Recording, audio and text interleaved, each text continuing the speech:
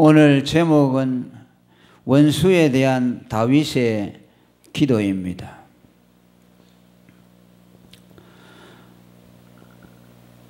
오늘 살펴볼 기도의 내용은 세 가지입니다. 하나는 원수가 자기를 이기지 못하고 패하게 해달라는 기도를 올리고 있습니다. 사절에 보면 내 생명을 찾는 자로 부끄러워 수치를 당케 하시며 나를 상해하려 하는 자로 물러가 낭패케 하소서라고 하나님 앞에 기도합니다.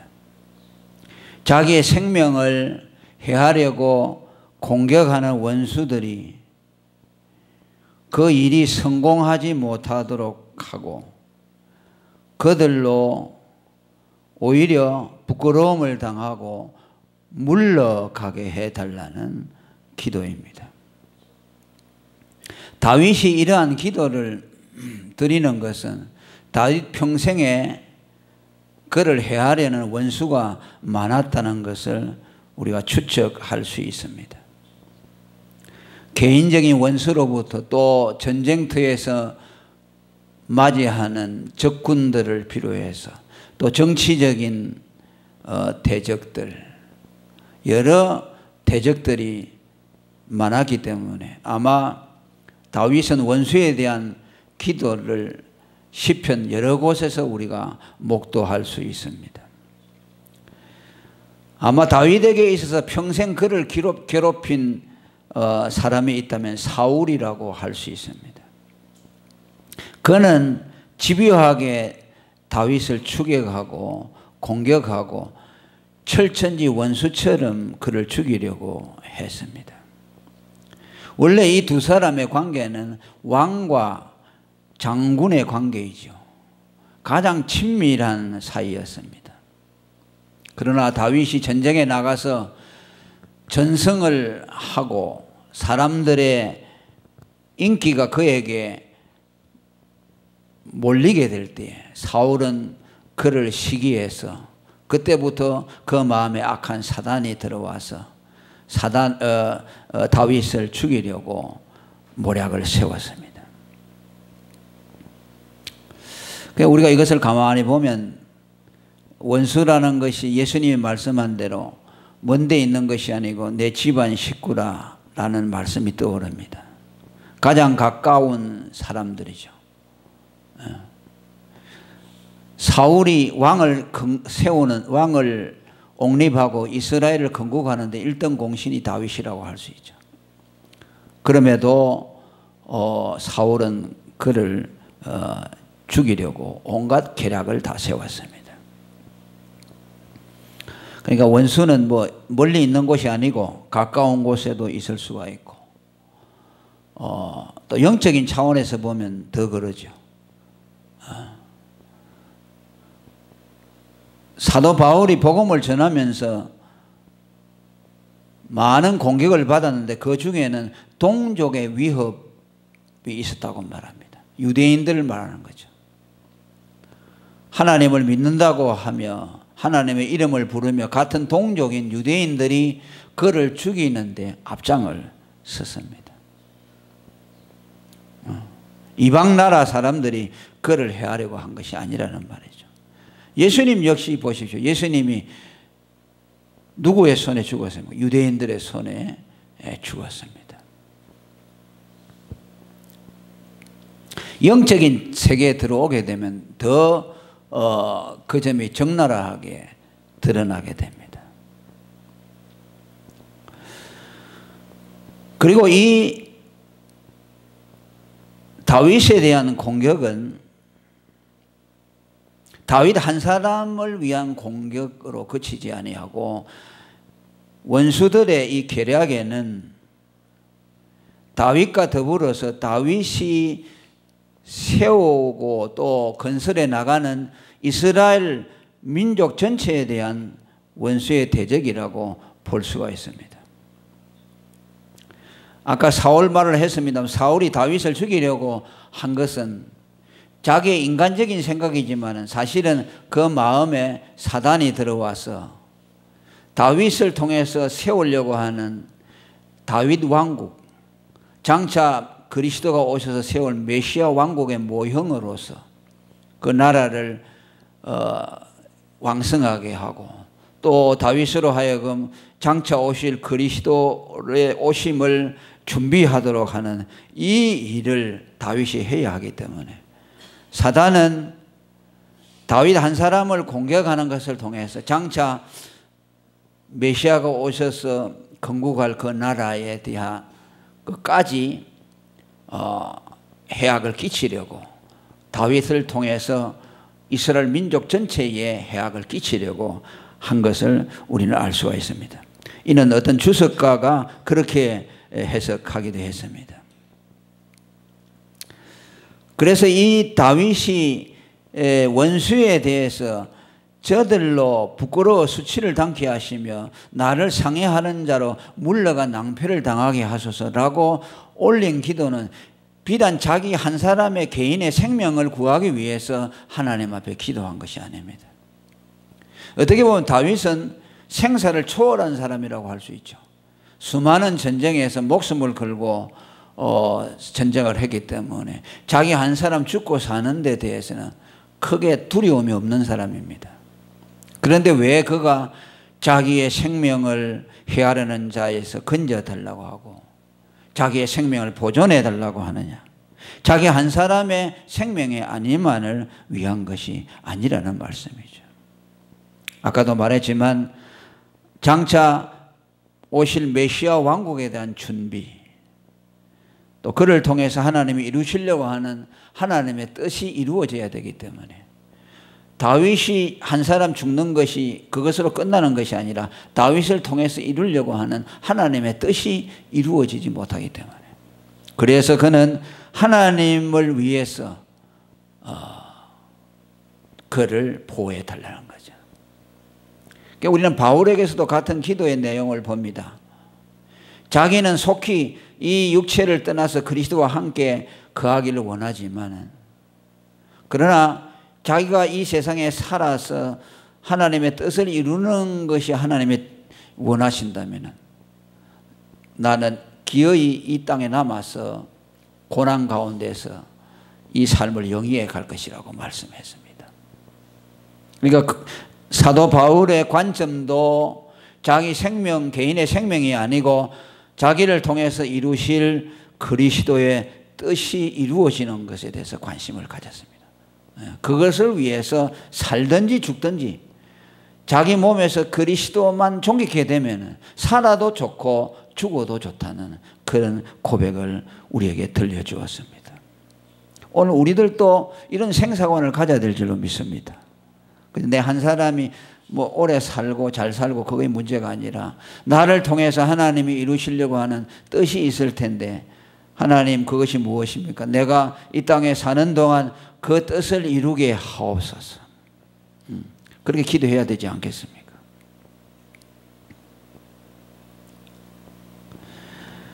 그러니까 이것을 볼 때 다윗과 이스라엘 민족이 다 연결되어 있고, 오늘 우리 개개인도 마찬가지입니다. 우리 개개인도 모래알같이 그런 존재가 아니고 다 연결되어 있다고 그러죠.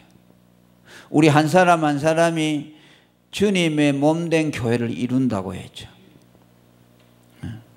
그래서 내 한 사람은 나 한 사람으로 그치지 아니하고 나와 연결된 교회, 나로 말미암아 세워지는 교회, 내가 제대로 세워질 때에 또 나를 통해서 주님의 교회가 세워진다. 나는 나 혼자로서의 개체가 아니라 교회의 일원으로서 교회를 세우는 한 지체로서 우리 자신을 바라봐야 된다.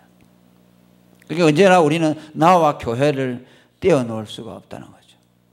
다윗이 이스라엘 민족과 자신을 떼어놓을 수 없었던 것처럼 우리 역시 그런 관점을 가져야 한다는 말씀입니다. 하나님, 내가 왜 바로 세워져야 되고 내가 하나님을 잘 공경해야 되겠습니까? 그것은 내 개인의 복이 아니라, 그것만을 위해서가 아니라 나를 통해서 내가 바로 세워질 때 우리 교회가 함께 세워져 가기 때문입니다. 우리는 그렇게 기도해야 되겠죠. 에베소서 4장 16절에도 그에게서 온 몸이 각 마디를 통하여 도움을 입음으로 연락하고 상합하여 각 지체의 분량대로 역사하여 그 몸을 자라게 한다. 그건 뭐입니까? 하나님의 교회를 우리 몸에다가 비유하고 있죠. 몸이 손과 발과 또 온 몸통과 같이 연결되어서 함께 성장해 나가는 것처럼 우리는 교회와 더불어서 함께 성장해 나가야 된다. 또 고린도전서는 성전에다가 비유했죠. 집을 세워 나갈 때 그게 한 지체들이 어우러져서 건물이 완성되는 것처럼 주의 몸된 교회가 세워져 나간다고 말씀했습니다. 우리는 우리 자신에 대한 관점을 이런 관점에서 바라볼 수 있어야 됩니다. 그래서 사단이 어떤 사람을 공격하는 것은 그 사람 한 사람을 공격하는 것이 아니고 그 사람과 더불어서 연결되어 있는 교회를 향한 공격이라는 것을 알아야 됩니다. 교회에서 한 구성원이 시험에 들고 넘어지게 되면 교회 전체에 영향을 미치게 되죠. 특별히 중직자일수록 더 그렇죠. 그 교회 안에서 그가 차지하고 있는 비중이 높을수록 그 한 사람이 시험에 들거나 넘어지게 되면 그 파장이라는 것은 엄청난 것이죠. 교회 전체에 영향을 미치게 된다는 말씀이죠.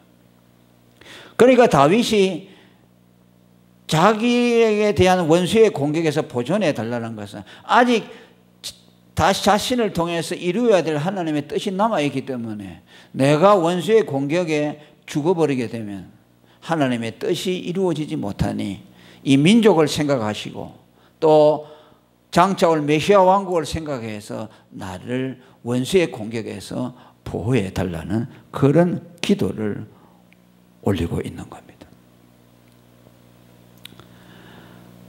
특별히 오늘 교회 지도자 한 사람의 위치가 매우 중요하죠. 그 중에서도 설교자의 위치는 매우 중요합니다. 청교도들은 교회와 설교자를 동일시했습니다. 칼빈은 이런 말을 했습니다. 교회가 설교자를 위해서 존재한다고 할 정도로 설교자의 지위를 매우 중시했습니다. 말로는 잘못된 것이죠. 설교자가 교회를 위해서 있어야지 교회가 어떻게 설교자를 위해서 있느냐. 그 말은 무슨 말이냐면 교회는 설교자에 의해서 세워진다는 말씀이에요. 설교자가 전하는 그 복음을 통해서 교회가 세워져 나가기 때문에 교회의 중심은 설교자라는 것이죠. 그만큼 청교도들이나 또 칼빈은 설교자의 지위를 중요하게 생각했습니다. 더 구체적으로 말하면 설교자가 하나님의 말씀을 복음을 바르게 전하지 못한다면 그 교회는 잘못된 교회로 될 가능성이 많습니다. 그것은 꼭 교회가 해를 받는 것이라고 말할 수가 있겠죠. 빌립보 3장 18절에 보면은 사도 바울이 빌립보 교인들을 향해서 눈물을 흘리면서 그들을 향해서 호소합니다. 뭐라고 합니까? 여러 사람들이 그리스도 십자가의 원수로 행하느니라라고 말합니다. 이것은 뭘 말합니까? 바울이 전한 복음을 버리고 율법주의로 돌아가서 예수님의 십자가를 헛되게 하고 십자가와 원수가 되는 자리에 떨어졌다는 것이죠. 복음이 왜곡되었다는 말씀이죠. 복음이 왜곡될 때 교회는 그리스도의 원수의 자리에 떨어지게 된다는 말씀이죠.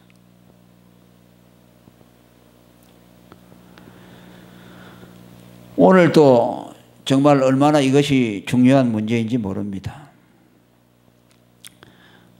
그 유럽의 속담에 악화가 양화를 구축한다는 말이 있습니다. 이건 무슨 말입니까? 악한 화폐가 성하게 되면 좋은 화폐는 힘을 못 쓰고 그냥 소멸되고 악한 화폐가 시장 경제를 주도하고 나간다는 거죠. 더 쉽게 말하면은 위조 지폐가 득세를 하게 되면 참 집회는 그것이 효용 가치를 발휘하지 못한다는 말이죠. 그러니까 오늘도 교회가 하나님의 복음이 제대로 선포되지 아니하면서 힘을 얻게 되면은, 그들이 힘을 세력을 얻으면 복음이 참으로 증거되는 교회가 힘을 잃게 되는 거죠. 왜? 모든 것을 다 이 숫자와 힘으로 판단하지 않습니까? 그러니까 어찌됐든 간에 많은 사람이 모이면은 저것은 뭔가 있을 것이라는 생각을 갖게 되고, 저것이 옳다라는 생각을 하게 되죠. 그러면 그들이 주도해 나가게 되어야죠. 잘못된 것이지만은 그것이 주류가 되어서 이끌고 나가게 되는 것이죠. 그러면 이제 참 복음이 선포되어지는 교회는 힘이 없을 때에 세력을 얻지 못하고 그냥 묻혀버리게 된다는 거죠. 얼마나 이것이 안타까운 일이겠습니까? 그러니까 복음의 능력이 따라야 되고, 복음은 힘을 가지고, 또 그 복음을 믿고 순종하는 이들이 복음을 위해서 충성해야 되고 헌신해야 되고, 그 복음이 세력을 얻도록 힘을 합쳐서 복음을 전하고 또 복음을 세워나가는 일에 우리가 매진해야 한다는 말씀입니다.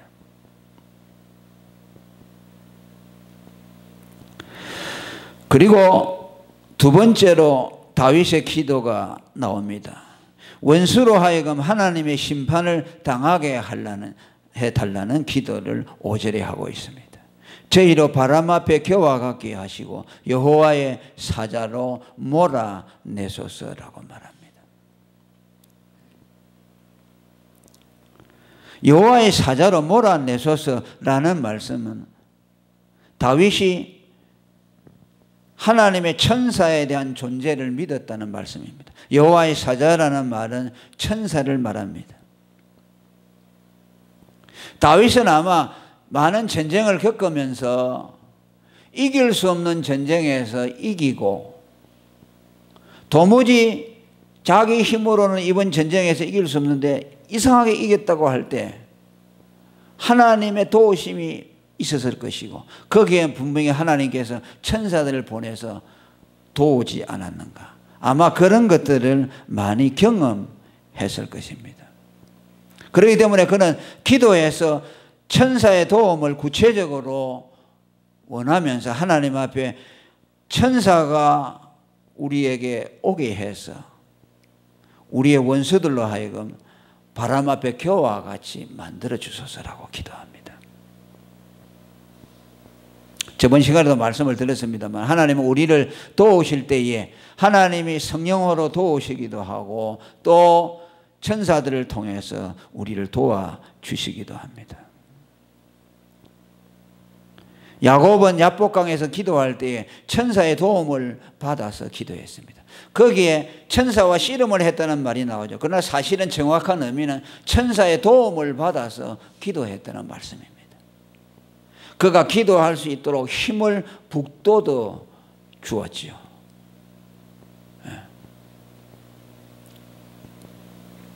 예수님도 누가복음 22장 43절에 겟세마네 동산에서 기도할 때에 사자가 하늘로부터 예수께 나타나서 힘을 돕더라라고 했습니다.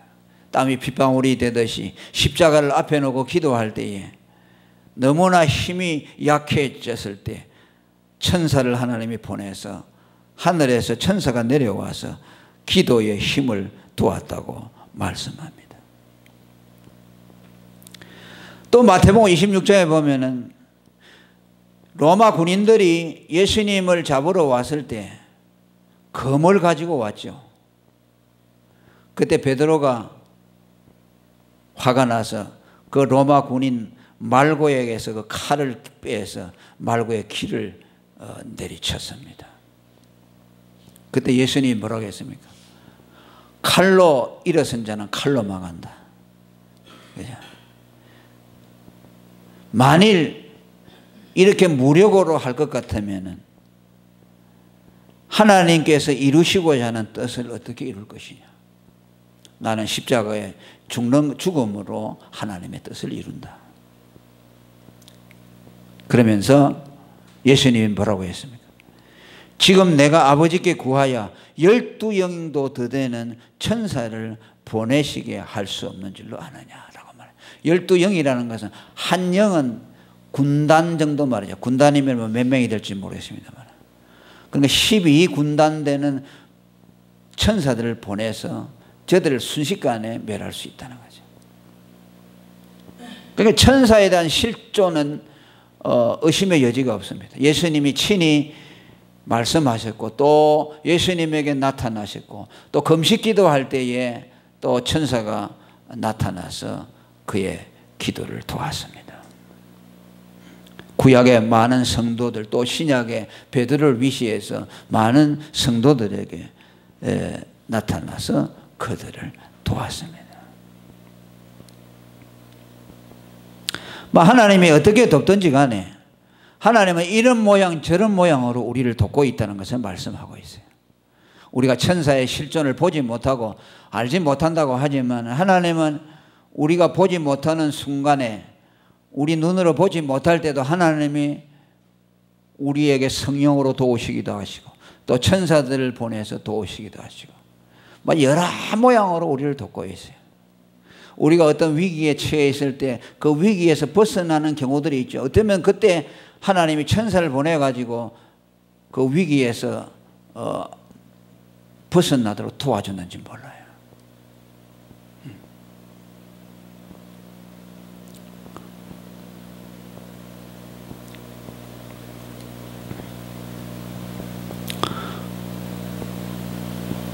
그리고 바람 앞에 겨와 같이 원수들을 처리해 달라는 기도를 합니다. 이 바람 앞에 겨와 같다는 말은 성경에서 악인을 빗대어 하는 말입니다. 악을 겨와 같다고 말합니다. 시편 1편에 보니까 복 있는 사람은 시냇가에 심은 나무처럼 잎이 푸르르고 사천 열매를 맺지만 악인은 바람에 나는 겨와 같았어. 심판을 견디지 못한다고 말씀했습니다. 그러니까 다윗이 보는 악인에 대한 개념이 어떤 것이냐? 겨와 같다는 말씀이에요. 그러니까 어떻게 보면 인간을 매우 멸시하는 듯한 태도가 엿보입니다. 사람을 갖다가 어떻게 겨와 같다. 겨가 뭐입니까? 탈곡할 때의 껍데기를 말하는 거죠. 왕겨 같은 거. 악인을 겨와 같이 비유했어요. 그 겨와 같은 말을 다른 번역에 보면 이렇게 됩니다. 아주 하찮은 것, 아주 하찮은 존재를 또 겨라고 표현을 하고 있습니다. 그러니까 불택자 악인들은 어떤 존재냐? 아주 하찮은 겨와 같은 존재라는 말이죠. 하나님이 그렇게 보시는 거예요. 하나님이 악인을 볼 때 바람에 나는 겨와 같이 하찮게 보니까 다윗도 하나님의 안목으로 악인에 대해서 그렇게 보았다는 말씀입니다. 예수님이 마지막 심판 때에 가라지에 쭉정이 비유를 말했죠. 천사들이 와서 그 쭉정이들을 모아가지고 불에다가 태운다고 말했죠. 겨와 쭉정이는 좀 다르기는 합니다만은 그 운명은 다 똑같죠. 겨도 나중에는 다 불 속에 태워지고 쭉정이도 불 속에 태워집니다. 하나님의 심판을 받을 대상으로서 악인들, 불택자를 말씀하고 있습니다. 하나님이여 그들로 하여금 감히 어찌 나를 치게 하겠습니까? 겨와 같은 그들이 내가 눕니까? 나는 하나님의 택함 받은 사람입니다. 특별히 다윗은 장차 오실 메시아 왕국을 준비한 장차 오실 메시아가 다윗의 이름으로 오실 분이라고 했잖아요. 메시아가 세울 그 왕국을 다윗의 왕국이라고 말할 정도로 다윗은 정말로 엄청난 하나님의 축복을 받은 사람이죠. 그러니까 그 뜻이요. 이렇게 하나님 앞에 귀중한 존재인데 저 하찮은 겨와 같은 것들이 감히 나를 해하려고 해도 되겠습니까? 저들을 바람처럼 날려버리소서. 저들이 부끄러워하게 하시고 저들의 도모가 회파되도록 하옵소서라는 기도를 하고 있습니다. 여러분, 인간은 본래 창조됐을 때 하나님의 형상으로 창조되기 때문에 그때는 매우 존귀했지요. 하나님을 닮은 존재니까 얼마나 거룩하고 완전했겠습니까? 그러나 인간이 타락한 이후에는요, 하나님을 향하여 죽어버렸고 하나님의 형상이 파괴되어 버렸습니다. 그러니까 성경에 그때 타락한 인간에 대해서 뭐라고 합니까? 수에 칠 가치조차 없는 인간이라고 말해요. 숫자 하나, 둘, 셋, 넷 세잖아요. 그 수로 셀 가치도 없다는 것이죠. 그러니까 인간이 얼마나 가치 없는 존재로 전락됐는가. 겨와 같은 존재로 전락됐다는 말씀입니다. 이사야 2장 22절에 너희는 인생을 의지하지 말라. 그의 호흡은 코에 있나니 수에 칠 가치가 없나니. 그랬어요. 노아 홍수 때에 하나님이 그들을 심판할 때 뭐라고 했습니까? 저희를 홍수로 썰어버린다고 말씀했어요. 창세기 6장 7절에 나의 창조한 사람을 내가 지면에서 썰어버리되라고 말합니다. 이 썰어버리되라는 말은 와이프라는 말이야. 우리가 그 자동차 앞에 물 닦는 거 와이프 있잖아요. 그 와이프가 물을 싹 닦아버리듯이 물로 가지고 싹 썰어버린다는 것이 인간을. 홍수가 그런 것이었어요. 홍수가 와가지고 수많은 사람들이 그냥 다 죽어버렸어요. 또 디스트로이라고 말했어요. 썰어버린다 말. 이게 파멸한다, 멸망시킨다는 뜻이죠. 그러니까 범죄한 인간, 타락한 인간은 하나님 보시기에요 아무 가치가 없어요.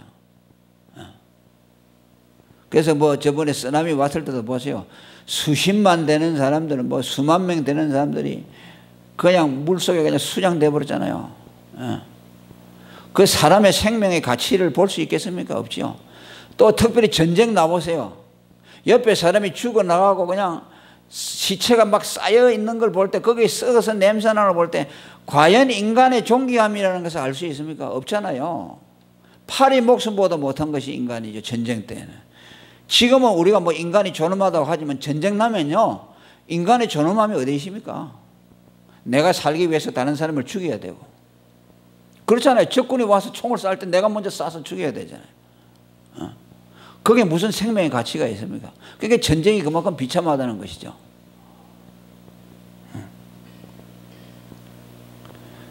타락한 인간은 겨와 같이 가치가 없어요. 물로 썰어버릴 듯이 그냥 무대기로 물에다가 수장시켜버려요.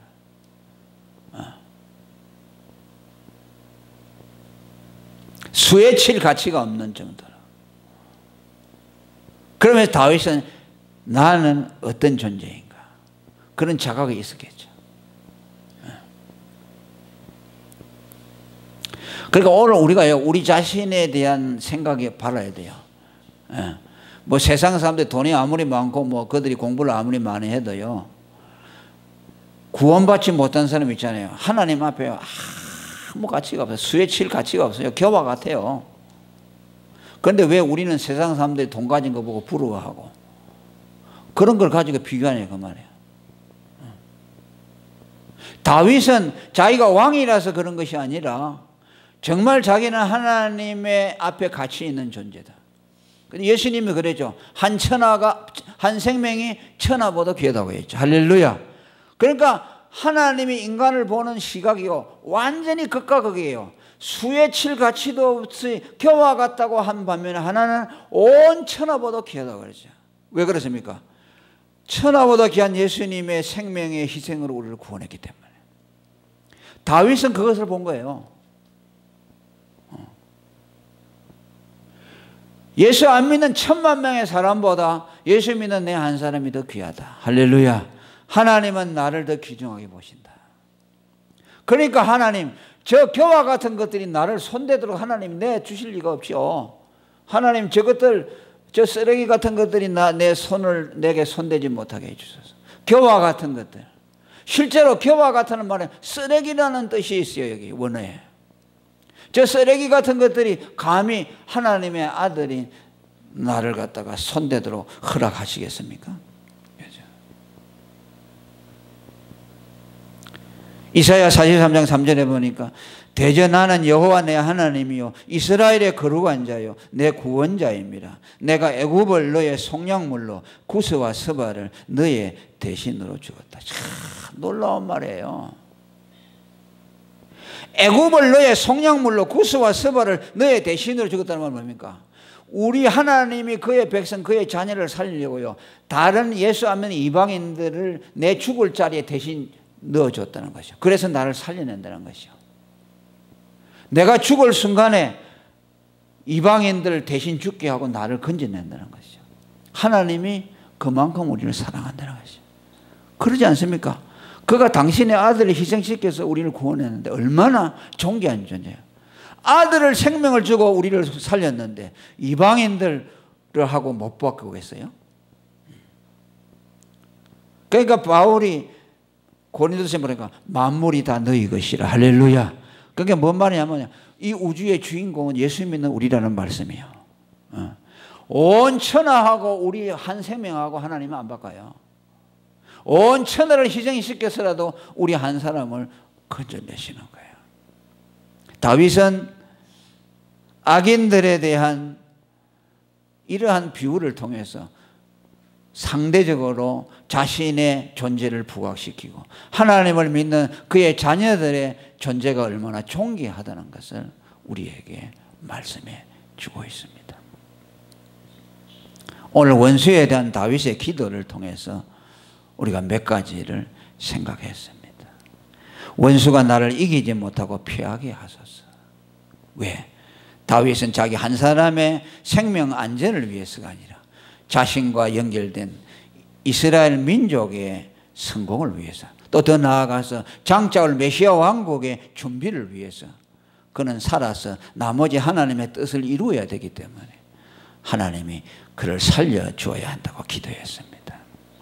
오늘도 우리는 내 개개인이 모래알처럼 흩어져 있는 존재가 아니라 주의 몸된 교회에 연결된 한 일원이고 주의 거룩한 교회의 한 부분으로서 나를 통해서 교회를 함께 일으켜 세우는 정말 내 한 사람이 얼마나 중요하다는 것을 우리에게 말씀해 주고 있습니다. 또 우리는 너무나 하나님 앞에 귀한 존재이기에 바람 같은 겨와 같은 세상의 악인들이 나를 해하지 못하도록 하소서. 나는 하나님의 구속받은 자녀입니다. 하나님이 보호하소서. 나로 생명을 보존하여 당신이 나를 통해 이루시고자 하는 일들을 이루는 내가 될 수 있도록 도와주시옵소서 라며 기도했습니다. 오늘 저와 여러분도 이런 지식을 가지고 이런 믿음을 가지고 여러분이 한 사람 한 사람이 얼마나 중요하다는 걸 알고 여러분들이 바로 세워지고 또 여러분 한 사람의 힘을 통해서 하나님의 나라가 확장되어지고 교회가 세워지는 놀라운 역사가 있기를 축원합니다. 통성으로 기도하겠습니다.